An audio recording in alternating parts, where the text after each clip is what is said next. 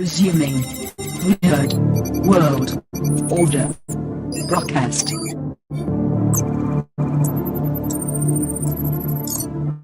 Dinosaurs connected.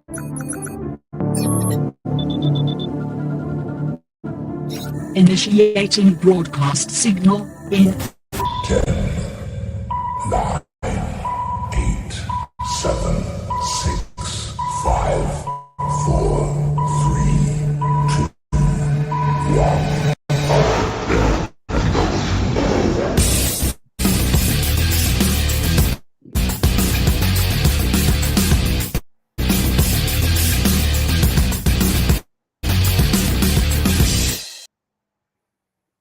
Ladies, gentlemen, and knights of the Nerd World Order, this is the Nerd World Order broadcast.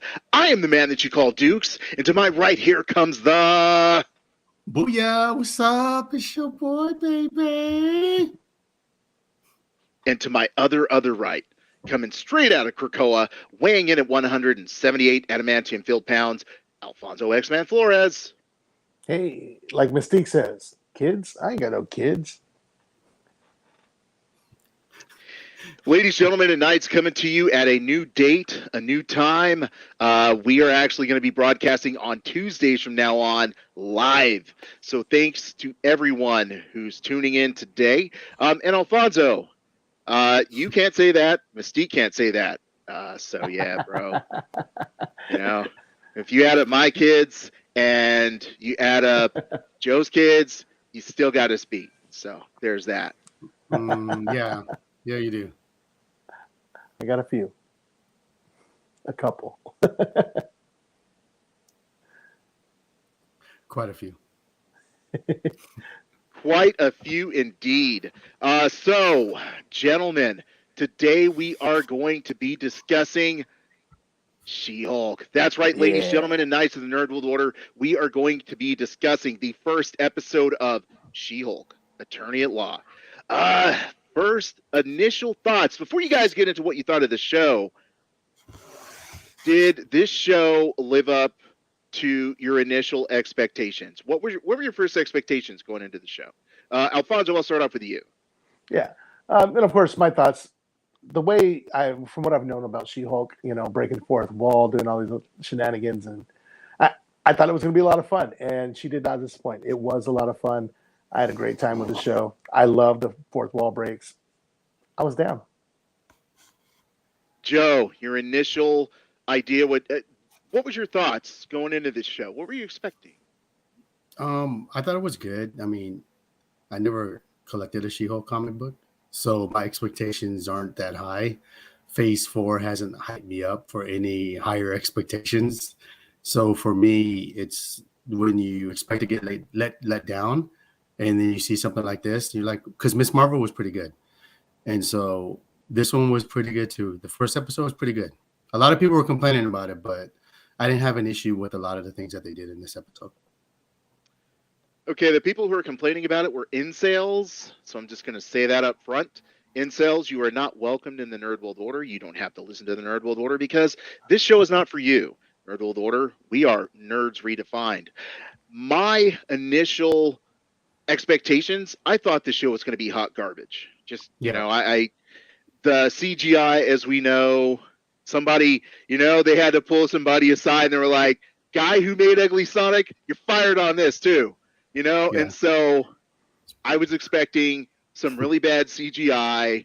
I don't know how they found the worst clips possible to use for the trailer, but they did. Mm-hmm. And so it looked dumb. It looked goofy. So I wasn't looking forward to it. But then, shortly before the episode aired, folks who had seen like the first episode or maybe even the first 3 episodes were saying that it was really good. So I was like, okay, I'll give this a chance. And as Joe and Alfonso have stated, we were pleasantly surprised. I did read She-Hulk comic books. I'll be honest, I didn't really like it that much. I was just a teenage boy, and She-Hulk was quite simply probably the hottest female superhero, and that's why I read it. It didn't even need words. Could have just been pictures, and I would have read She-Hulk. Yeah. Alfonso, overall, tell us how you like the show, because I know you liked it.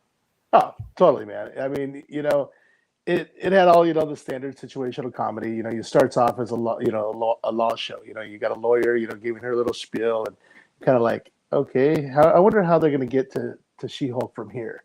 And then she's like, I'm already She-Hulk. Hey, that's actually pretty cool. Now, this is what happened. And then they did a little flashback montage thing. It was actually a whole episode, not a montage, but they pulled it off really well. It concerns me on how easy it is for one to become a Hulk in the MCU. So we'll have to see where that goes. I'm going to jump in, and Joe, feel free to knock me down and make me feel bad about my observations. I really love the show. I felt like it was funny. I felt like the dynamic between Bruce and Jen were just awesome. I understood what they were going for in the sense of when Bruce said your genetic makeup makes you more prone to having a Hulk reaction to the gamma radiation. Based on what I'm reading, you guys know I love Hulk, and now they're continuing with a new Hulk series. It makes perfect sense. I mean, there are so many versions of Hulks, not the dissociative disorder Hulks, but the Hulk family. We have like, let's say, of course, you have the She-Hulk. You also have like Rick Jones, who became the Abomination. Later on, the Hulk's wife is also a version of the Hulk, or a Hulk, Red She-Hulk. We also have General Ross as being a Red Hulk. So there's a certain genetic makeup that, when exposed to gamma radiation, has a Hulk reaction, and that's exactly what this is, and that's what he was saying, and it follows the comic books. So I totally agree with it. Joe, knock me down. Well, I'm not gonna knock you down. Well, maybe. No, I'm not gonna knock you down. No, like I kind of want to touch on like the people are so upset because she's so strong out the gate, and it seems like she can turn into Hulk anytime she wants. She has no power. She has no problem using her strength. She has no problem using yoga. And so a lot of people are saying, oh, it's not another woke series. Kind of, they're saying that like it's feminism thing because it's female stronger than that. But here's my thing. A lot of people like, I know, Alan, you read a lot of Hulk, but the DO, because I can't say the whole thing. I know you gotta say it, so I'll abbreviate it. The DO with Hulk, it stems from him getting abused as his dad. So that's why he has those two different personalities. And that's why he struggles and can't come out the gate like a She-Hulk who can just manifest into She-Hulk and come back out. And why she can catch it a lot faster, and why he has a book of what he had to deal with through the whole time, because she didn't have to deal with that.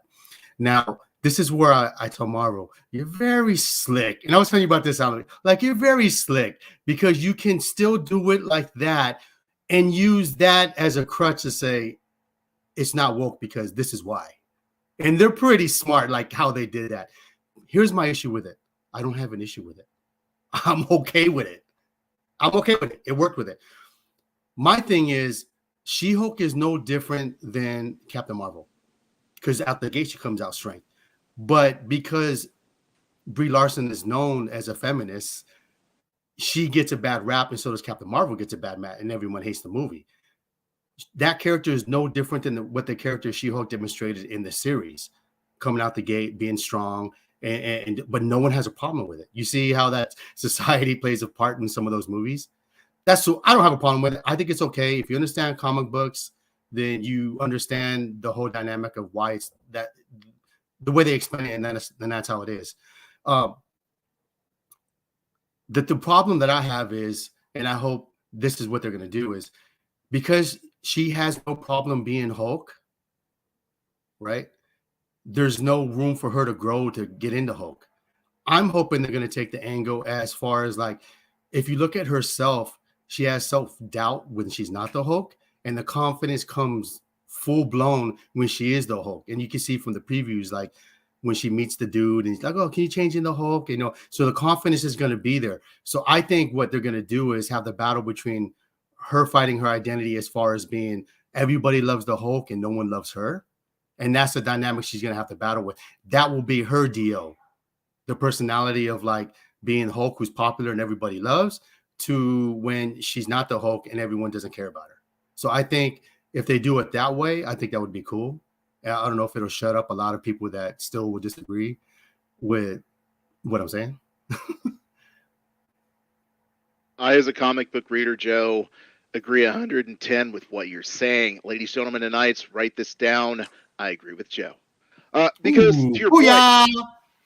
point, by the way, what's up, Replica Pro Collector? First on the scene. How you doing, bro? Thanks for listening to the broadcast. New day and time. Tuesdays. So yeah, like you were saying, Joe, it follows a comic book. You know, Yeah. she out of the gate, boom, she could control her powers, right? Mm-hmm. And the dissociative identity disorder, bro. The Hulk has not a million. He has a lot of different personalities. He has Joe Mm-hmm. Fixit. He also has the Bruce Banner personality. He also has Professor Hulk. He also has the version of the Hulk that was in World War Hulk, where he's stronger than Professor Hulk. And there's also a version of the Hulk where the Hulk has a Hulk to protect the Hulk. Because the whole thing about the Hulk is his sole purpose, as Joe stated, because Bruce Banner was a abused child, the Hulk personality was born to protect an abused child. So that's why there's two personalities, because Bruce Banner just has multiple personalities. It makes perfect sense. It's They haven't mentioned that yet, but I think they will. So excellent Mm-hmm. point, Joe. If they don't read comics, they don't get it. And if they don't get it, they don't deserve to watch and listen to the Nerd World Order broadcast. Alfonso, listening very quietly. What's your thoughts, my bro?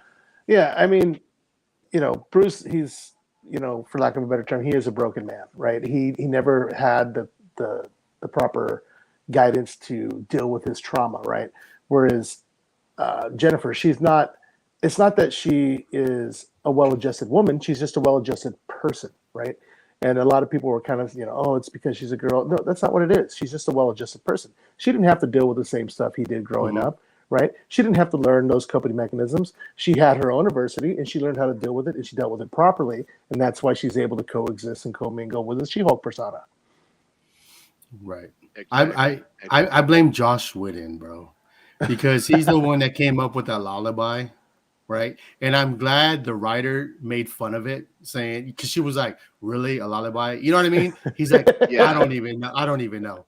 It's like the problem with you couldn't give at least a 5 to 10 minute backstory within the Avengers of when they were drinking. Yeah, you're gonna flirt with somebody that you're never gonna be with. That was a perfect opportunity to tell you like a backstory of his childhood, of what happened.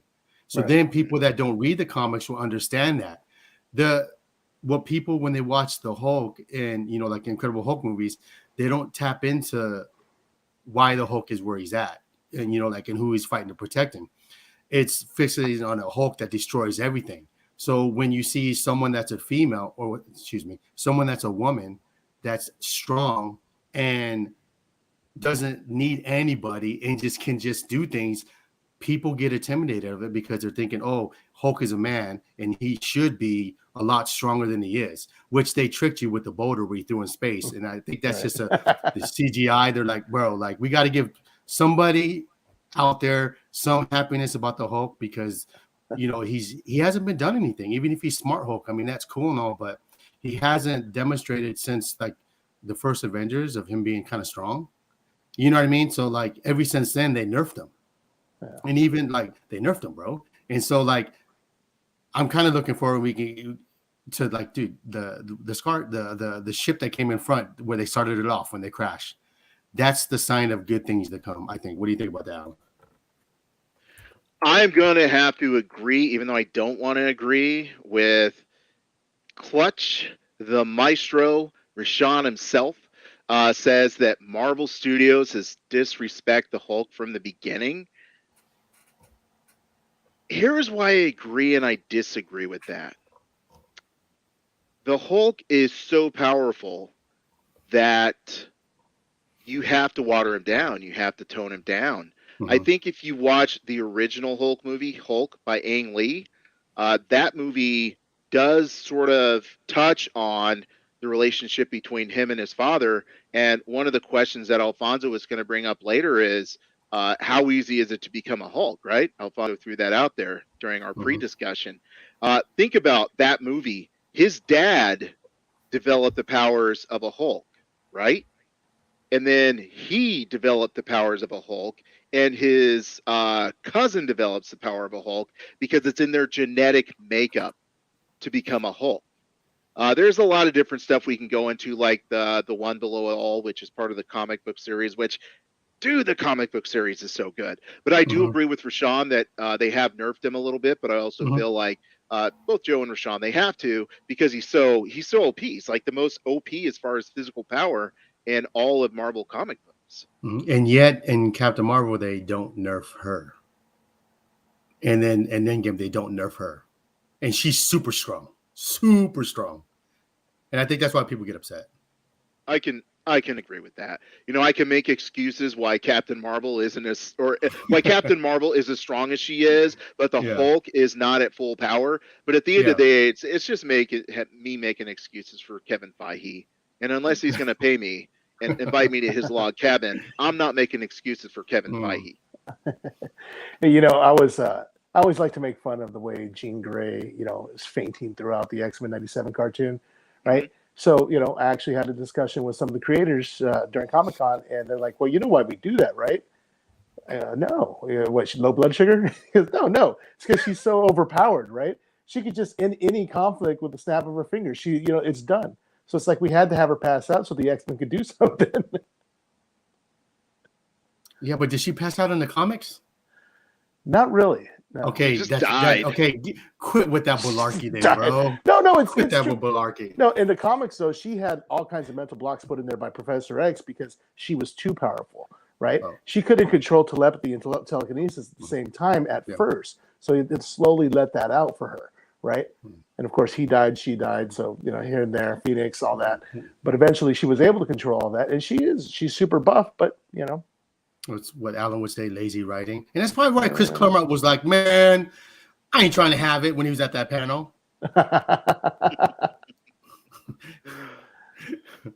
You know, I am just so excited about this show because they just touched on so much. I don't know which way you guys want to go because there's so much to cover. For me, it's about the beginning. Yeah. Okay, go for it. With the ship? Talk about that. Okay, let's talk about the ship. So we have the Sicarian courier ship. Courier. 'Twas a courier ship. Alfonso, why don't you drop your theory on us? Well, you know, the Hulk was pretty popular on Sakaar, right? You know, he had a lot of things thrown at him here and there, left and right. I'm believing this courier service is going to be showing up with some child support documentation, and Jennifer Walters is going to have to defend him in court because, you know, there, as we know in the comics, there's Scar, his son, who comes from Sakaar, and I think that has to do something with that. And I think that's going to have a lot to do with the lead into World War Hulk. I think World War Hulk, in my opinion, it's not going to be like what we were used to, what we read in the comics. I think they're going to take the course more like Armor Wars, where in Armor Wars, Iron Man had to go around and just take everybody out who had a technology.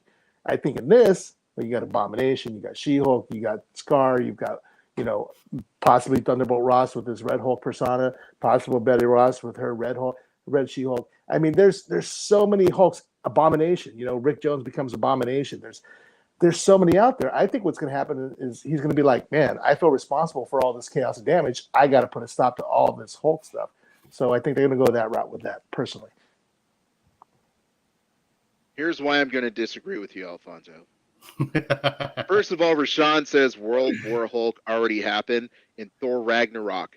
Rashawn, I know that you are the expert. However, IMO, I feel like Thor Ragnarok set up World War Hulk, because if that Sicarian courier ship is coming from Sakaar, we don't know what happened on Sakaar, but we do know that is sort of like let's say sort of their version of trying to give us some of World War Hulk. So I feel like they use elements of World War Hulk, or excuse me, Planet Hulk, in Thor Ragnarok. But now it's like, hey, he's back. And he said something that I caught what he was saying the second time. The first time, I watched it twice. So just so you guys know, I watched it twice. The second time, when he was speaking to Jen, he said, once you become a monster, that's the only way that the world sees you. And he looked pissed. And so my thing is, I feel like at some point, though he wants to go back to being Bruce Banner, the world will continue to see him as an enemy. Because I get what you're saying, Rashawn. They did a very lazy writing way of just, he got lost on a shuttle and got, shot off into space, which was their version of the Illuminati shooting him off into space because he was too much of a threat. But now what I see happening is everyone's going to see him as a monster. And because we don't have Captain America, we don't have Iron Man, we can even say we don't have like the T'Challa version of Black Panther. All of these newer, younger Avengers are going to go against him because he's one of the original Avengers and he is far more powerful than them. So I feel like Planet Hulk is coming just based on the fact that he will never be seen as a true hero. I mean, World War Hulk, right? Yeah, World War Hulk. We've already had Planet Hulk. Moving on to World War Hulk. Thank you. No, that definitely makes a lot of sense. I didn't think about all the new heroes coming out. Yeah, it's like we know there's a Thunderbolts movie coming out, right? And they're gonna be like they've got something to do, so that would make sense. These are actually bad guys, or people working for the government. Go after the Hulk. That's going to be their first thing. We got to take him out, right? Hulk is too much. We can't have this guy. So I like that. Yeah.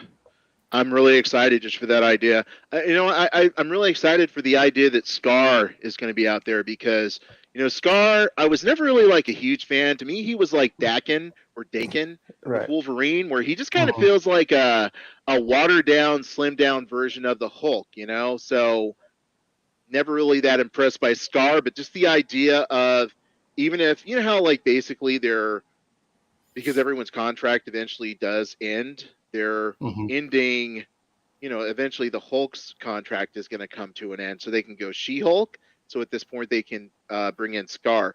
I'd like to see Scar maybe on a different planet, sort of having sort of a Conan sort of setup. That's exactly what I was thinking. Yeah, but here, the issue that I have with it, because the Planet Hulk was so bad in the Thor, they just wasted it. But I see why they had to do that. But I don't think Scar is going to happen that fast, because if you remember in Thor, he's like, me angry, me don't want to do this, he's not going to have sex with them. Me get this have sex, like that's the way he was talking. That's not going to happen. And I just don't see that happening, dude. Valkyrie saw it happening. Yeah, I don't see that happening. So then you have to get it to a point. What's going to make Bruce Banner upset? Is he going to have, I don't know, the other personality that you said, Alan, that's just going to make him super strong and just tear up the planet for him to get sent, and then he goes somewhere else, and then he has Scar then? Because you can't go back and fix that from when he was with Thor and he crash landed in Infinity War. You just can't say, oh, hey, by the way, when he was Hulk, he had sex. And like, I just don't, the way it was written, I just don't see it that way. I could see your point. I could also say, and I said I wouldn't say this, but they did it for Captain America in this episode. So why not? Yeah, but when they did it with Captain America, bro, that was he was really fully grown. And not to mention when she was flirting, she did give him that look, bro, like, what's good? Yeah, I agree. Yeah. But Valkyrie and Hulk on Sakaar were like, something was going on there a little more than their playful tumbling, I know, because if did you not watch like Thor, the last Love and Thor? Thunder? Yeah, like you can tell she's not into guys, bro. Not really into to Hulks that are male. No, she's not, bro. Like, you know that, right? She made comments like, I think it was like because he had like a child, like me, like nice. I think she maybe like a mother role. I see it more of a mother role for the Hulk. He was like her puppy. Oh, that's a big puppy. Rashawn said so. Mr. Clutch says so. You guys think they're going to unnerf the Hulk? I think so, because if you can only use the Hulk with not by himself, I think kind of like, you remember how they didn't have the rights to X-Men, and so they try to do it with the Inhumans thing, and they said no more mutants, will kill them off because they don't want to sell. Even though like Hulk comics are still out, I think it's kind of like almost like that for me. That once they fully get the rights, I think it's going to be different, because then they can do more with the Hulk in 2023. So if you look by 2023, you're gonna have the X-Men, you're gonna have Professor X. You know who you I don't know who else you're gonna have. Namor. You'll still have Doctor Strange. You'll have a new Black Panther. We don't know who that is, right? Who, to your point, Alan, with the younger Avengers, really don't know who the Hulk is, so they could be quick to be like, nah, man, this guy's got to go. So you have three. You just don't have Iron Man. You could have like Inhuman come too. Can't remember his name right now, but you could have him come back. In that Black universe. Bolt. Black Bolt. There you go. Yeah. And so the only one you really don't have pretty much is Iron Man. You know what I mean? In 2023. Ironheart. Good point. And then Maybe. it's like the Hulk. Like when I watched it my second time, when I watched She-Hulk the second time, I noticed she was pushing his buttons a little more, and he was really getting frustrated a few times, and you could tell he was on the verge of kind of losing it. He had to stop and regain his composure. I think that he is just on that fine line about the crack. He just needs that one more hair, or what is it? What's hay? Straw that breaks camel's back. That's what it is. Maybe, but that's just families arguing, really. Yeah. So what? She-Hulk's going to be the one that drops him over. You know what I mean? Like that's family. No. You ever argue with your family? Oh, totally. But you can. So you're more invested arguing with your family of than course, you are but arguing with strangers. You could see that he's like, well, wait a minute. I better settle down, right? And of course he would with family, but when he hears that same kind of argument, somebody pushing his buttons who's not in his family, he's going to be like, Hulk smash! I don't know. Yeah. Honestly, I feel happen. like she's not going to be the one that puts him over. It's just going to be a lot more situational stuff. I'm just saying it was foreshadowing that that's going to happen, because I can see that. Yeah, when you watch it, you see him like, whoa, I'm getting a little angry here. That's all I'm saying. Well, that's going to be a given, but what's going to drive him over? It's not going to be her. No, and it has to be something huge, because if not, it's just going to be DC lazy writing. If you know what I mean, it has to make sense. He doesn't have the Illuminati to send him off. But if you look like, well, he has to do like, well, in the comics, right, Alan? Like they felt he was a danger because he does so much damage. So if he's smart Hulk, he's not doing any damage. Right. He secluded himself for the last 5 years on the Mexican island that him and Tony built. I could totally see the Thunderbolts pushing him over the edge. So he has to fight back, and then they're gonna, TV's gonna be like, well, look, it was all just the Hulk. It was the Hulk, and he's like, it wasn't me. And then, of course, he becomes this demon that everybody goes after, right? And that's when he's like, you know what? You guys want to see a monster? I'm gonna show you a monster. But you have to remember also, Thunderbolts comes at the end of 2023. Oh, well, damn. So, you know what I mean, dude? So, like, what? You're going to have to save that Hulk all for another whole year before you bring... You know what I mean? Yeah, they haven't announced Planet Hulk yet, or World War Hulk yet, but we know it's coming, so who knows? Yeah. If after it could be... Yeah, they only announced 2 movies, I think it was. Or 3. Yeah, so Rashawn, they have to unnerve the Hulk. The Hulk can never be as strong as he is in the comic books, just because he has unlimited strength. But I feel like if you check out the Donny Cates writing right now, you'll just see like the Hulk is being written very well, and there's just so many directions they can go with that character. They can unnerve him, but still allow him to be beaten in the MCU. So I think that'll be pretty cool. Guys, we've spent a lot of time talking about the Hulk, which is really interesting because the name of the show is She-Hulk. Let's talk about Mr. Matt Murdock, Daredevil. How do you feel this attorney is going to interact with Jen as an attorney? Well, he's a really good lawyer. I honestly think that they're going to bring him in the courtroom before we see him as Daredevil. I was actually going back through. I was looking at some TikToks again because I like to refresh my brain. Somebody was actually going over some of the comics, and there was a time that Murdoch and She-Hulk were in the court fighting over Captain America. Right? She was defending Captain America. Murdoch wasn't, but Murdoch actually was hired by Captain America told him to come at him with everything he got. So he was the one who got him to do it.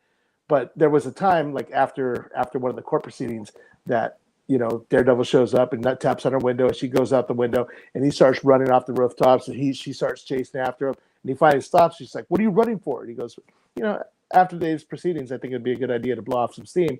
We both kind of needed to do that." And I think that's probably how it's going to happen.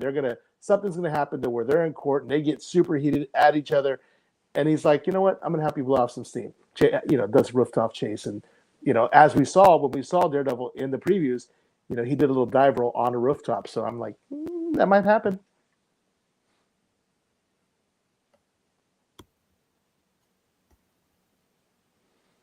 What do you think, Dukes? Joe, you want to jump in?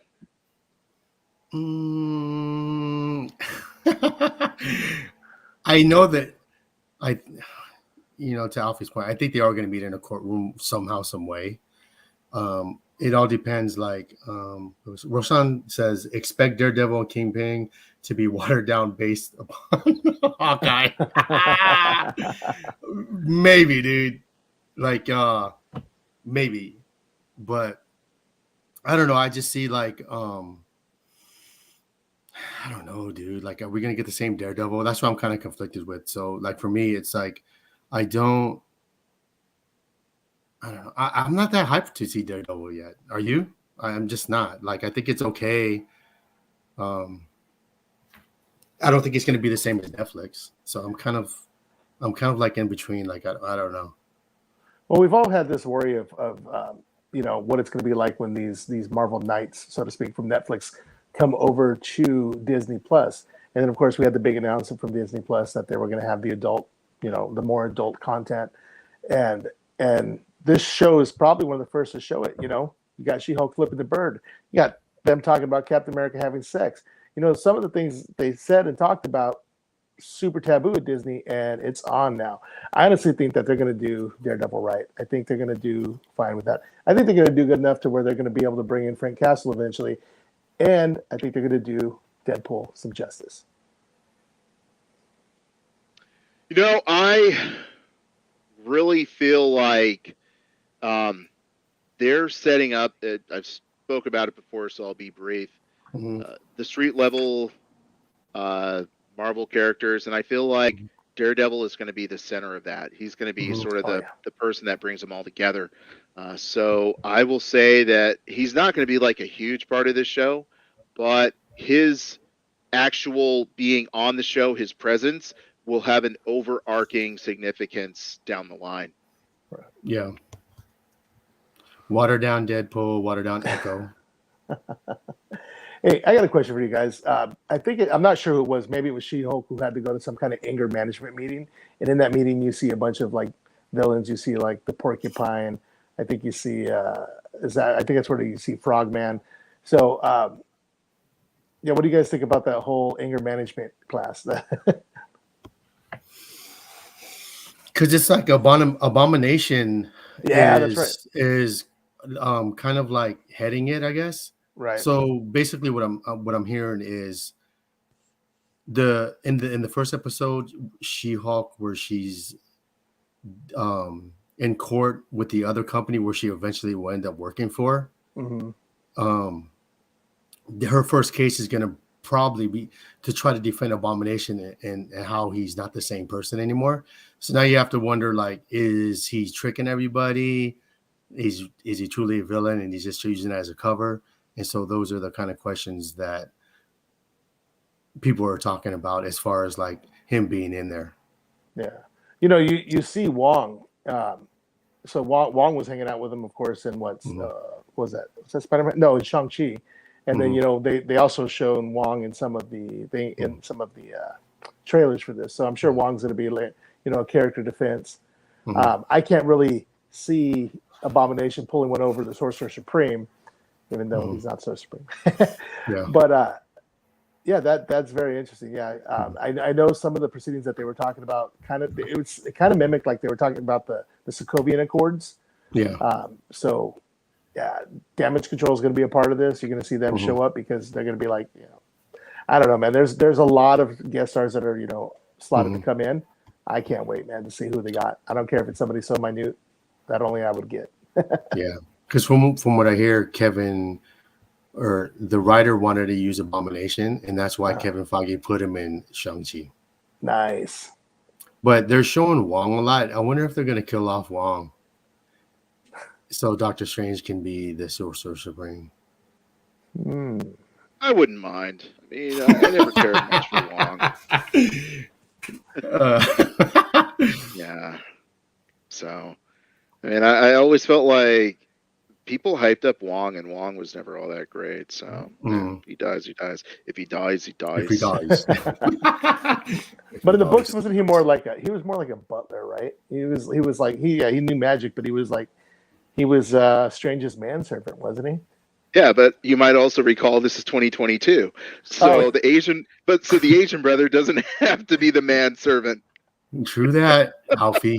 I'm not saying he would have to be, People take employment, There could be a white guy, there could be a Mexican guy. But they're always the Asian ones. So, hey, they made him Sorcerer Supreme. That's awesome. As far as this self-help, is this something they showed in one of the trailers? Yeah. Like you guys don't watch no trailers. That's how I get all excited for stuff because I'm like, oh, I never saw this before when I'm watching the movie. So, yeah. Well, you also see the Wrecking Crew. You're familiar with them. I mean, it's like the Wrecker, Pile Driver. The one guy. They have all these weapons. Like one's got a crowbar, one's got a ball and chain, and they're all kind of they've gotten powered by Loki somehow. So all their weapons are super powered. So that's going to be fun to see. And it's like they even did a close up of one of their weapons that showed like some of the Asgardian writing on it. So that's always a fun team to fight. Yeah. Who cares, right? Who cares? As long as if they write it very well, I'm okay with it. But no one cares about all those names you threw off. I don't even know who those are. The average fan is not going to know who those are. You know what? Everyone saw in the She-Hulk trailer. Ooh, Daredevil. Yes, exactly. You know what I mean? So the good thing about Abomination with him being in there, that means that even though Edward Norton's not there, that's canon. Yeah. I'd rather that be canon than those gamma radiated poodles. That was just ridiculous. Poodles. Yeah, it was pretty bad. I wonder what Dukes has to say about those poodles. I'm sure he's got a lot to say.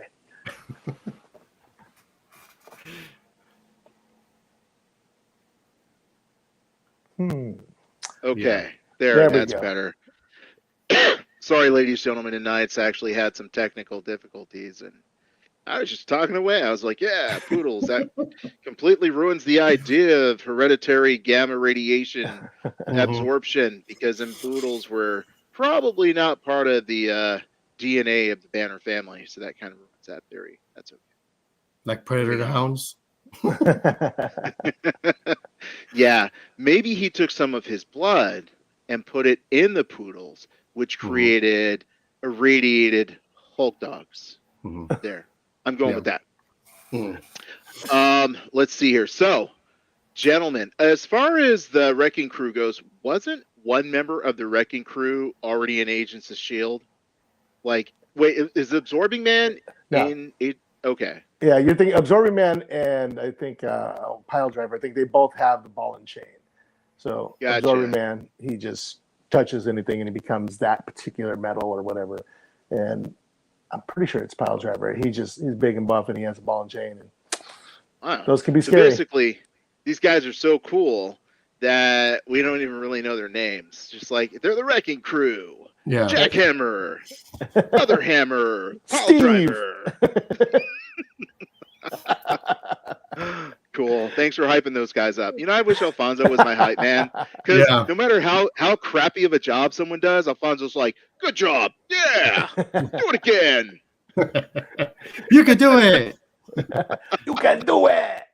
The writing was so good in this first episode. Do you agree? Like, it was a really good episode. Oh, totally. Oh yeah. And it's crazy because they're saying there's going to be a cameo for every episode. Like, I think if the show continues to be as good as the first one was, I don't really think they need a lot of cameos. Yeah. I almost kind of think like they're just doing cameos, throwing it into the setup other things. Right. So I almost want to say like the She-Hulk is just going to be a catapult for a lot of, like, Daredevil, right? Obviously. Right. Just a catapult for a lot of other characters to be introduced. And that's what Disney Plus is. All the shows, let's just introduce characters that are going to eventually be in movies. Right. And who's to say that she doesn't show up in the Fantastic Four movie? Because for a time, she was a member of the Fantastic Four. Which, if I'm not mistaken, that was the whole thing with the original Secret Wars, where the Thing was on the planet and he didn't want to go back because he can shift back and forth to human form. And I remember reading that as a kid, and I was like, that makes sense. Why can't he change back and forth, but Human Torch can? Why can, you know what I mean? Like, for me, I mean, I get it. It looks cool, but I thought, like, over the years they could fix that, because I think it's cool for him to turn into, or maybe he's too much like Hulk. Well, let me just turn into the Thing. Maybe that's why they didn't do it. I think there was a time where they actually found out that Reed Richards found a way to fix him. Yeah. But it would cure him of the whole Thing persona. And he never did it because he felt he needed the Thing more for the Fantastic Four. Oh yeah, that was that whack Fantastic Four first movie. That was a whack one. Oh, was that in the movie? Mm-hmm. No, it was. I mean, it was also in the books, but he never did it because they needed him more. So he found out, and of course, Thing was not happy. But to your point, they said the Thing is in it, and it's supposed to be the dude from, I can't remember his name. How I Met Your Mother, Jason. Yeah, Segel. Jason Segel. And that'd be pretty good. He's fun. He's got a good voice for that. I like that guy a lot. Alan's not feeling it. He's like, I don't even know who this dude is. You are correct, Joe. I don't know who Jason Segel is. I feel like them rolling out the Thing right now, it's going to be one of those swerves like they did with Quicksilver, where, this is Quicksilver, but it's not the Quicksilver you were hoping for. Except nobody's hoping for the Thing. Like, I know I've said this before, so yay, I'm repetitive. Nobody cares about the Fantastic Four, okay? Everyone's pretending that they do. Nobody cares about the Fantastic Four, hence the first two crappy movies. Or we could say the Roger Corman crappy movie. All the Fantastic Four movie efforts have been garbage. I did enjoy the version that had Michael B. Jordan, but got to set your bar somewhere. I didn't think that was that bad. I think a lot of people didn't really feel that movie because there wasn't so much action in it.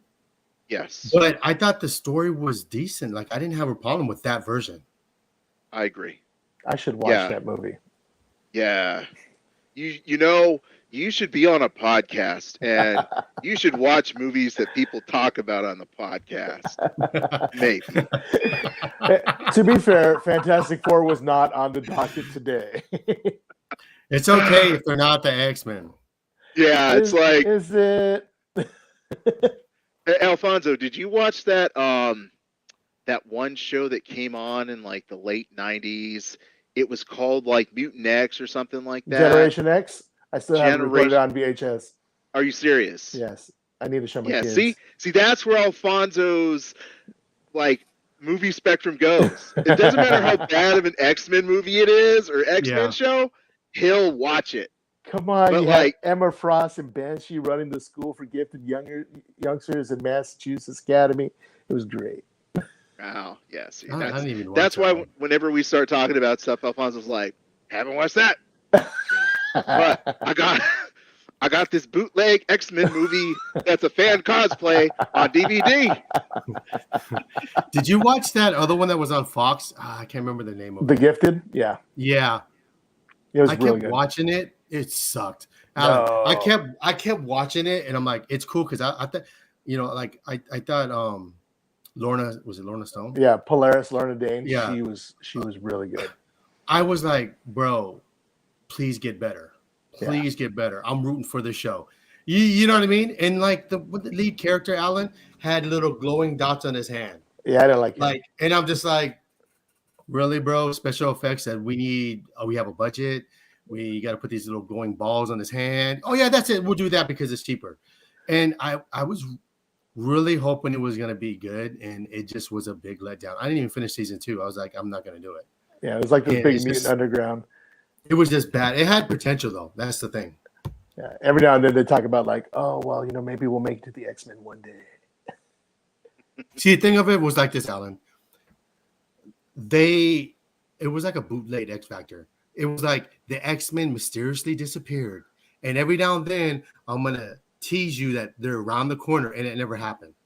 And so, like, it's like, bro, you can only dangle that carrot for so long before people are just like, no, dude.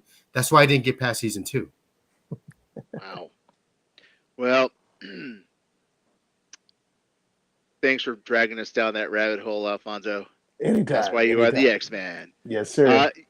Guys, I just really enjoyed She-Hulk.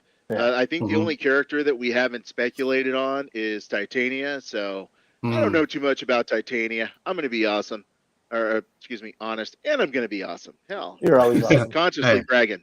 You guys know anything about Titania? Yeah, I think she was first introduced on in Secret Wars. She popped up and she became like the girlfriend of Molecule Man. Super buff, super strong, right? I love the actress who played her. I wasn't digging the outfit too much, and that flying sidekick was super weak. That was the worst thing in the show. But other than that, didn't like Dr. Doom give her powers or something like that? that's what it was, right? No, Which yeah, I want to say so. Yeah. So which again, Dr. Doom is coming, baby. that's why we want the Fantastic Four, just so we can get the Doom. Possibly. What's the name of the actress that's going to be playing her? Jamia Jamil. That's right. That's right. She's an awesome actress.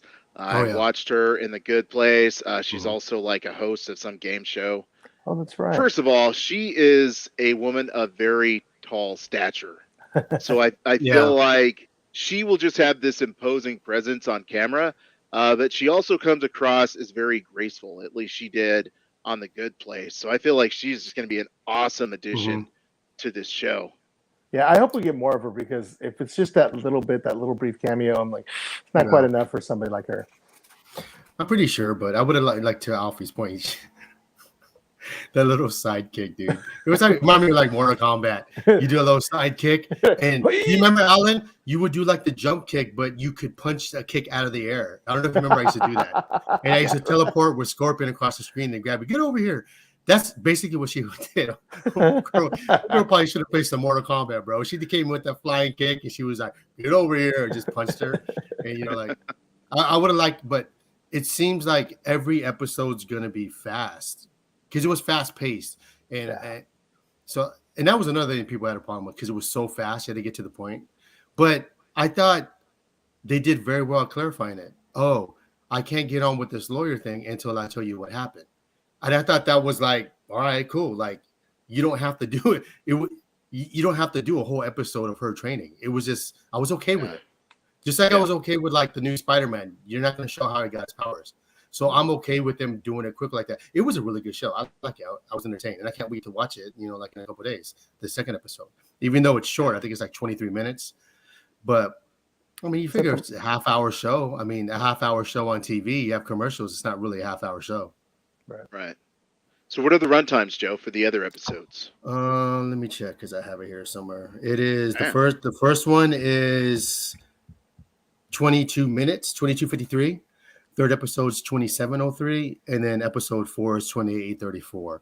Which, the first episode was like 45 minutes. But if you think about it, each episode that they do on Disney Plus is technically a movie broken up into episodes.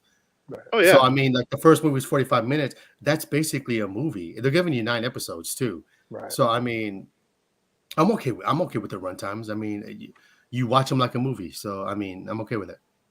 Yeah, I agree 100%. I feel like there's not going to be filler in every episode. It's right. like build, you ain't got time. get to the I point. agree. Yeah. So I overall strongly recommend the show based on the first episode. Gentlemen, what are your thoughts? Well, I really like the fact that you guys all came around to my way of thinking.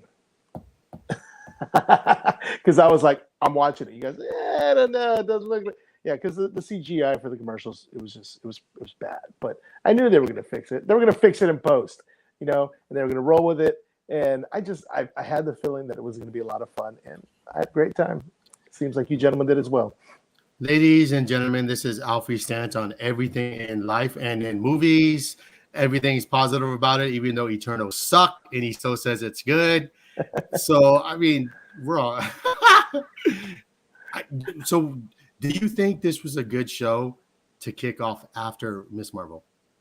Totally, because Miss Marvel it led in with a lot of the fun, and this kind of going the same route, And I never said Eternals was a good movie. I said it had good parts. It had no good parts, bro.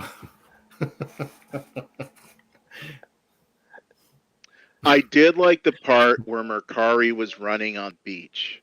I thought that was pretty cool. Everything else, I wish Mercari could have ran out of that movie into a different one. Bro, I don't even remember that scene. It was pretty cool, bro. Yeah. It's pretty cool. You need to go watch it just for that. Yeah, just Bro, that part. If I'm gonna watch someone running fast, that's cool. Is Quicksilver in the X-Men? Because he's done right. If I'm gonna watch anyone that runs fast, when you see that, that's the only thing Fox did right was Quicksilver. That's the only thing. Oh, so good. If I see anybody fast that doesn't do that type of stuff, no. Just like Nightcrawler. If they come back with Nightcrawler again, if he doesn't do what he did in X-Men 2, I'm not with it. Because back when you came in the theaters and you watched that first 10 minutes, you're like, wow. The whole time. No, just the first 10 minutes, Alfonso. Exactly. That's why I said. That's why I said. Hey, that's why I said the first 10 minutes, bro. That was it. Alfonso was like, "Yes, the whole time, the whole movie, the entire franchise." Yes. No, I can't back that.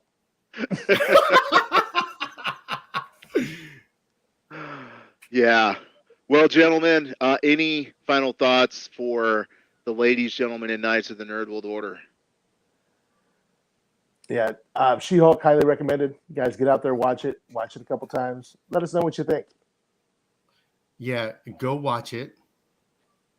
Let other people know that they should watch it. It's a really good show, entertaining. It's fun. I hope they continue it with the series being fun.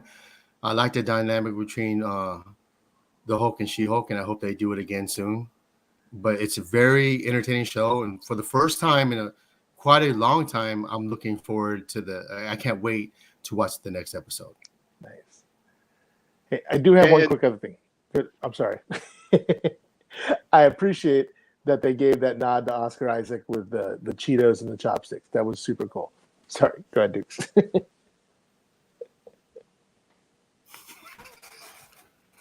And with that, this concludes this episode of the Nerd World Order broadcast.